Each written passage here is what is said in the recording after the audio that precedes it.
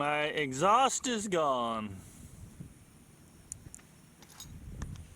That sucks. All right, good morning, YouTube friends and family. You following along in my little flying journey. As you saw in the opening scene, I had some damage to my exhaust. Turned out I had a lot more damage than that, but we'll get to that. Let's start the video off with some of the fun parts. This is a early morning launch. Apologize for the smudges on the camera, but it seems the moisture in the air with a foggy morning just can't seem to help it on that early morning launch. And this was one of those, as you can see from the footage here. Got met up with my buddy James. He launched from his house. I launched from a place near my house. We kind of met halfway and did a little bit of playing in the fields. Here's James cutting a swath through some of the fog. A little bit of turning, and I'm going to try to chase him, try to stay on his six. I think he tries to get away here. We'll just enjoy this for a minute before we get into the maintenance and the paramotor repair scenario stuff.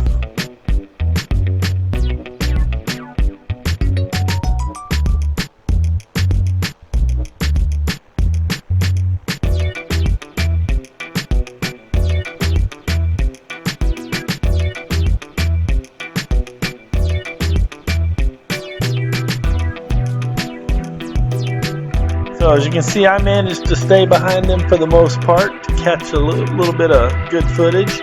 Here we are at the glider port airstrip where a lot of fixed-wing glider pilots, I think, get towed up and fly out of this area. It's near Wallace, Texas, fairly close to that. So at this point, you can kind of see it's getting later in the morning. My flight's basically over. This is the end where I'm approaching where I launched from, my LZ. I basically was limping the motor back all the way. When I was about 10 miles out, sort of close to James's house, I felt a bang. Reminded me of the time my exhaust nuts vibrated loose and went through the prop. I initially thought it was something like that, but knew it was something a bit more. Didn't know the exhaust was gone at this point or what was up with the motor, but I had the throttle squeezed full closed and I just had enough power to barely stay at cruise. I actually would manage to climb a little bit. I think I climbed over about 8 to 10 mile trip back. I climbed from 200 feet to 600 feet altitude. So pretty slow climb rate. And here I knew I didn't really have an option to go around, so I had some power, kind of was in my spot landing mode. I wanted to make sure I didn't come up short, hit any of these barriers at the end of the road, and which it did quite well. So basically I set it down right about where I wanted to, right kind of close to my pickup. Normally I'd like to end up where my pickup is, but knowing I didn't have any power, no room for mistake, I basically took a little bit longer path and pretty happy with myself. Hit about where I planned, brought the wing down, and it was time to start inspecting the damage and try and figure out what was up. My exhaust is gone. That sucks. Alright, so as you saw, my exhaust was gone, and of course that wasn't the first exhaust that's been gone. The first exhaust, here's my first original Bitarazi Moster 1 Plus exhaust. You can see a bit of welding on here 2 or 3 times. This is the original one that lasted me about 70 hours. And, you know, it just went. I can't make any excuses for it. The second exhaust went when at the same time that the silencer shook loose and melted a hole in the gas tank. You may have seen that video. And this guy is pretty good shape, except for the heat shield came off, and you know that's one where I blame myself a little bit. It was a case where I was using the 50-hour brass wear bushing, and at about 40 hours it had it had worn down to nothing and was basically gone. If you watch that video that I did, you'll see it. And basically, this was vibrating against the exhaust manifold or flange, and I think that contributed to this coming loose. So this one wasn't really a total failure, but it was enough. It's like I had to get a silencer. I just got a complete new exhaust, got back into the air, and here's the one that happened to me just most recently, and you can see that's basically just a complete structural failure right in the bin. My wear bushing was in great shape. I probably have that on my desk amongst all the mess I've had here. Basically, after strike three, strike 1, 2, 3, Vitarazi, your exhaust is out of here.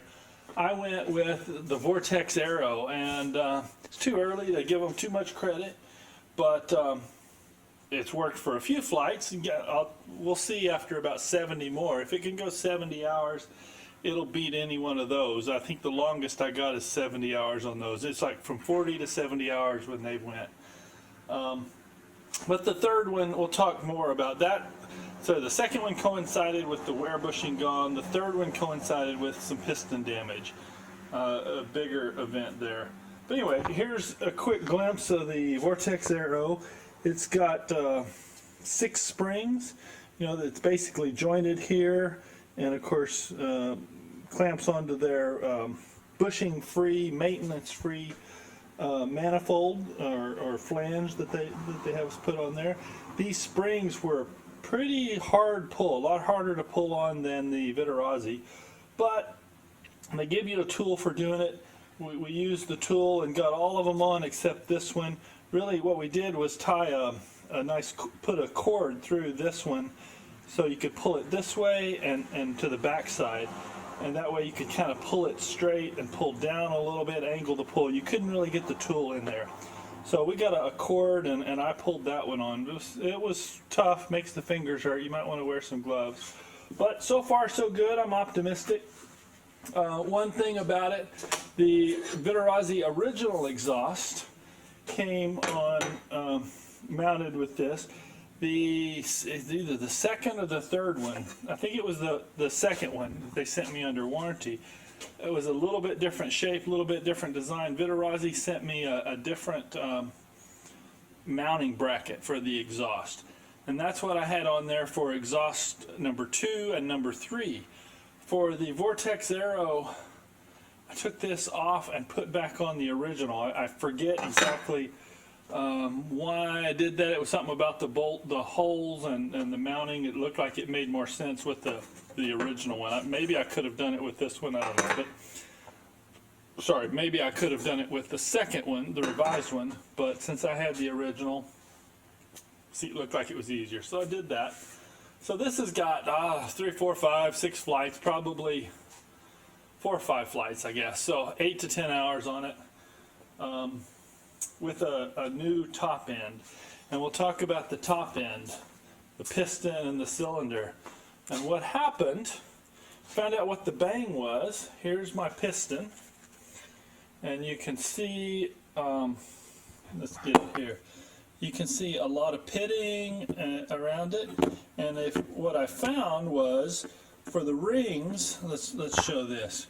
There's a little I don't know if I call these things. There's a little pin on each of the grooves for the piston rings. The pin, basically, you align the gap in the piston ring with that.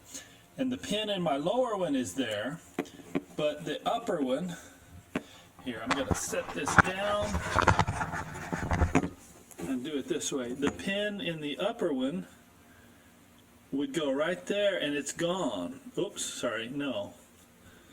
My eyes are bad. The pin in the upper one would be right here, and the pin is gone. And if you look, so is the metal between where the pin would be and the top of the piston. So what I think happened is probably this pin up here. The motor, I'd replaced the rings recently and the wrist pin bearing at 200 hours, but I didn't change out the piston. Probably should have changed out the piston because that little pin, I guess, probably got loose, came out, and on the downstroke of the piston, drug on the cylinder walls, and I'll show you the scoring there, and basically ripped the top of the piston out. And then once it did that, the metal from the pin and probably the piston head bounced around in here, indenting, pitting, whatever you call it, all around the edge of the piston. And the head got similar damage all around the edge of that. And if you look carefully, probably won't show up too well in the video, a lot of these look like little straight lines created them, which I think is probably that pin that came out. So there's that, and then this will be tough to see, but there's a pretty deep gouge score right on here, and it just so happens, let's get these guys lined up. That's the exhaust, so it would go like that. So basically the pin would be right about here, and that's where the scoring is. So pretty sure that's what happened. And obviously I now have a new, on the motor, I went ahead and got a whole new piston and wrist pin, new wrist pin bearings and rings, head, a new top end. Only thing original on that motor is the crankcase and the main shaft, and we'll cross our fingers that doesn't go out on me here. Got 220 hours on the motor and on that crankcase, but so that's what I've been. Oh, one other thing, the starter. I did all this, and what I found, this is going to be tough to see, but no, actually we can do it here on the bench. We'll do it right here. Here's the Viterazzi starter that I had, and of course I've got it falling apart, but never mind that. The starter has these standoffs that mount it, that keep it from mounted on the motor. And what happened, so there's 4 of them, one for each corner. And what happened was, I had, if you look, is it 2, 3 of them? Actually all 4. All 4 of these are sheared off, I think. At least 3 of them are. One of them might not be sheared. It might be just, no, it's sheared off. All 4 of these are sheared off. And I'm convinced that happened when the piston damage occurred, that the motor gave a violent jerk, if you will, that helped to tear up the exhaust. It sheared off these guys with a quick sudden twist probably, and but then kept running and got me home, flying it for 10 miles at cruise power. But that initial bang, I think, but this basically stayed in place. It wasn't doing anything. It was just sitting there, kind of ground up. There was a little bit of rubbing, kind of ground up some of the parts in here, which gave me trouble. And I didn't actually catch this until after I'd put the motor back together and the new top end, and I started it once with this and flew actually for a quick 20-minute flight, not realizing my starter, everything looked in place, but my starter wasn't secured up against the motor. And then when I went to get out the next morning for a longer flight, I discovered this wasn't mounted, that those were sheared off, and I had to make a trip to Corpus Christi to get because I had good flying weather. I had a 3-day Labor Day long weekend. I needed a starter right away. I wanted to get in some airtime. I'd been grounded for 3 or 4 weeks, so it was worth the trip, 2-3 hour trip to get down there. And Kyle Matula had one ready for me, so thanks Kyle, great service as always. Got me back in the air, and yeah, that's my story. Okay, YouTube, moment of truth. I have a suspicion that I put my piston in. I haven't run the engine, so we're good there, but I have a suspicion that I might have put the piston in rotated 180 degrees off. There's an arrow on it.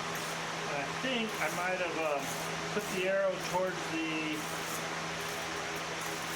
intake. And I'm told, my understanding now is that arrow should be towards the exhaust side. So we're going to take the head off and see what I did.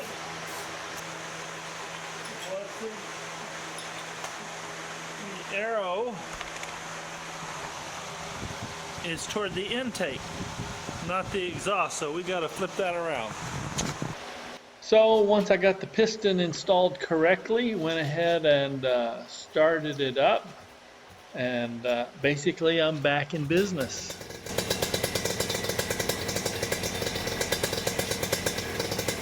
Purring like a kid. I'll just leave you with a few shots of the exhaust number 3 that went out, and there's the head on the left, the piston, and the missing pin on the right.